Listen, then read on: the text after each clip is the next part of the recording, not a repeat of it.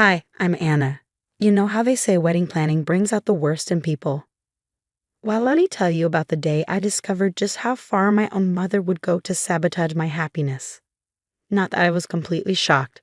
Mom has always had a strange obsession with making my younger sister, Mia, the center of attention. But burning my wedding dress? That was a new low, even for her. Let me back up a bit.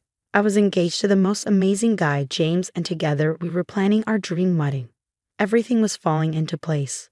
My best friend Ashley was my rock, total maid of honor material, and James's mom, Diana, was an absolute angel who treated me like her own daughter. My own mother, Helen, on the other hand, well, she had her own priorities as you're about to see. Have you seen how your sister's been moping around?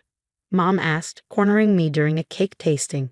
She just broke up with her boyfriend, and all this wedding stuff is making her feel worse. I sighed. Mom, I'm sorry Mia's hurting, but this is my wedding. You've always been so selfish, Anna, she snapped. Would it kill you to let your sister feel more involved? More involved? Mia was already a bridesmaid, even though she'd skipped half the fittings and complained about the dress color not suiting her model complexion. Yes, she'd done some catalog work years ago, and no, she never let anyone forget it. Still, I brushed it off as typical mom drama, until Ashley noticed something odd at my final dress fitting. Hey, she said, lowering her voice. Why does your mom keep taking pictures of the alteration tags? Isn't that weird? I shrugged, chalking it up to overthinking. But then Diana pulled me aside at the rehearsal venue. Helen called the coordinator, she said carefully. She's trying to move Mia to the head table, in your spot. That should have been my wake-up call. But nothing could have prepared me for what I discovered 3 nights before the wedding. I couldn't sleep, stressed about last-minute details, so I decided to swing by my parents' house to grab my wedding dress. Mom had insisted on storing it there, claiming her climate-controlled closet was better than my apartment. As I pulled into the driveway around midnight, I noticed a flickering light in the backyard. Curious and uneasy, I crept toward the garden gate. That's when I heard her voice. It's handled, Mia, Mom said. That dress was all wrong anyway. Too classic too. Plain. Once it's gone, Anna will have no choice but to wear the one we picked. I peeked through the gate, my heart pounding. There, standing over a metal trash can, was my mother, feeding pieces of delicate white lace into the flames. My wedding dress. The one I'd spent months searching for. The one that brought me to tears of joy when I found it, was now a pile of ashes.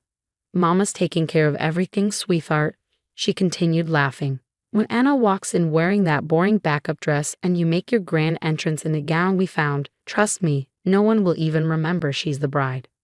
I froze. My mother was destroying my dress while Mia listened on speakerphone, both of them laughing as they plotted to make my wedding into Mia's show. The photographer's already been paid extra to focus on you, Mom added. And with the seating changes and the toast we wrote, this wedding is going to be your moment to shine, darling. It's what you deserve. In that instant, something inside me snapped. The dutiful daughter who always forgave, always kept the peace. She went up in flames with that dress. If they wanted a show, fine, but it wouldn't be the one they were expecting. I didn't wait for dawn. As soon as I got back to my car, I called Ashley and Diana for an emergency meeting. By 1 a.m., we were huddled in Diana's kitchen, my hands still smelling of smoke and betrayal. I have the whole thing on video. My hands trembled as I hit play on the recording. The sound of my mother's voice plodding over the flames filled Diana's kitchen. I started filming the second I saw the fire, I said, my voice shaking. Diana's expression morphed from shock to fierce determination. That's not just cruel, that's criminal. Property destruction, harassment. Her jaw tightened. Wait until you hear what Emma just sent me. Ashley held up her phone. Your wedding planner's been trying to reach you all day. I leaned closer as Ashley opened a series of screenshots. They read like a horror story. Dozens of unauthorized changes to the wedding plans, every single one traced back to Mom's email and phone number. Your mom tried to switch the venue last week. Emma's voice crackled over the speakerphone. When I refused, she threatened to report me to the Better Business Bureau. Then yesterday, Mia called pretending to be you, trying to change the bridesmaid dress order. Classic Mia, I muttered bitterly. Remember my college graduation? She accidentally spilled red wine on my white dress minutes before the ceremony. Mom made me give Mia my backup dress because, and I quote, at least someone should look nice in the photos. Ashley snorted. Or your first art show? Your mom told everyone Mia was the real artist and you were just helping with her vision. Diana scrolled through her phone, her face darkening. Look at this, she said, turning the screen to show us. Mia had been posting hints on Instagram for weeks. Pictures of her in a stunning white designer gown with captions like, "Preview of the wedding look that's going to steal the show." That's not even the worst of it, Emma said grimly. They've been calling all your vendors, changing delivery dates and orders. I found an email thread. They're having the flowers and decorations sent to your parents' house instead of the venue. They plan to hold everything hostage unless you agree to their terms. The more we uncovered, the worse it got. Guest list additions we'd never approved, reception music swapped out for Mia's modeling playlist, and seating charts completely rearranged. James's family had been relegated to the back while Mia's friends were given prime spots.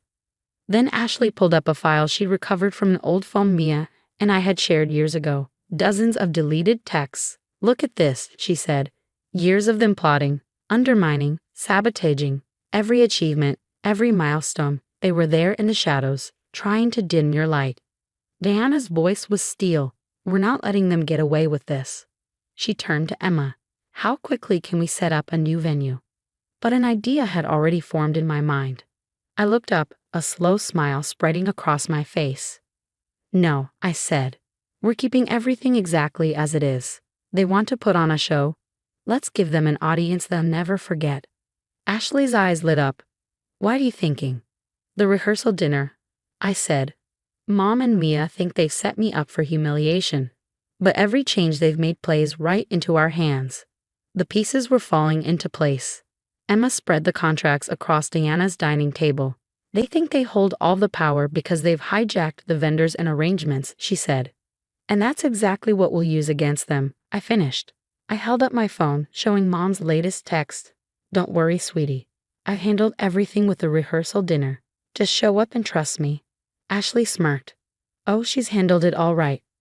Emma nodded. Every unauthorized change, every call, every email, I've documented all of it. The venue's security team is on board, and they'll be monitoring the entrances the second Mia shows up in that white dress. Speaking of dresses, I said, grinning. Mom thinks she destroyed my only option. She has no idea, Diana, and I picked up my real dress weeks ago. Emma gestured to the seating chart. I kept their version, but with a twist. All the strategic tables are now filled with people who've seen their stunts firsthand. People ready to speak up when things go south. Ashley chimed in, and my assistant's making sure the tables are mic'd up for the rehearsal dinner. Every word will be caught on tape. The videographer's been briefed, Diana added. He'll be capturing everything from multiple angles. This is going to be better than any reality show. Emma leaned forward. What about the backup dress they picked? The one they think you'll have to wear? Oh, that's my favorite part. I pulled up a boutique's website on my phone. See this dress they chose? The plain one they think will make me look basic? It's actually a knockoff. The photos are stolen from a designer's site. The whole store is a scam, and I've got proof. Ashley laughed. So when Mia shows up in her white designer dress, I said, a sleek grin forming, she'll be standing right next to proof that Mom bought me a fake. I paused for effect.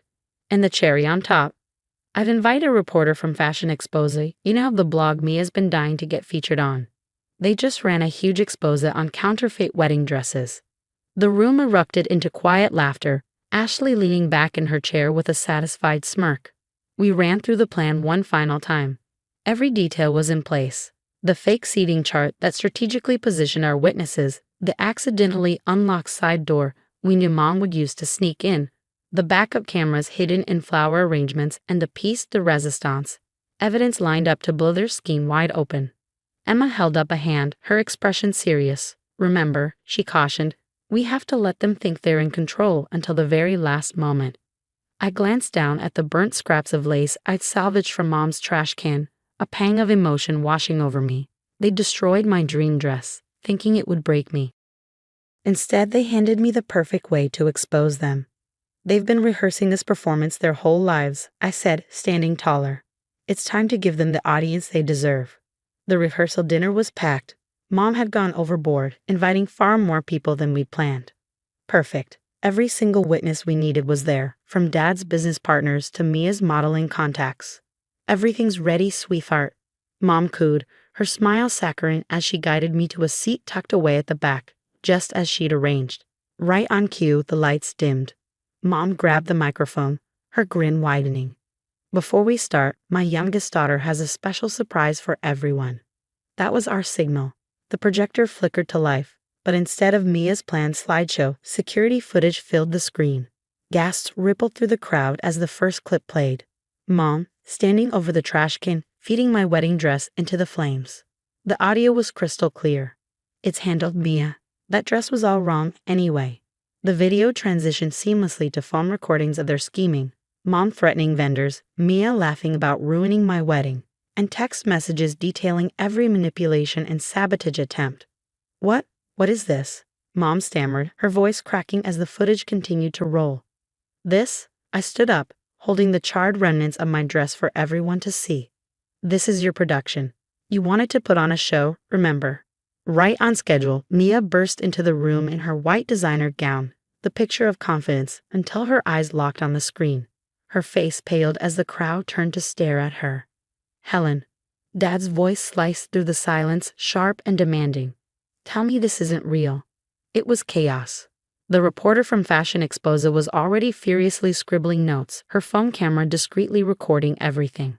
Emma stepped forward, laying out the documentation. Every altered contract, every fraudulent email, every dirty trick they pulled. Diana presented her trump card, the proof that the boutique where Mom and Mia had purchased my backup dress was a known scam selling counterfeit gowns. And then James stood, his hand firmly on my shoulder. "You've done enough damage," he said, his voice steady and resolute. "This is over." In that moment, looking around the room, I realized I had everything I needed: my new family, true friends, and the unwavering love of my fiancé. Sometimes the happy ending isn't about forgiveness.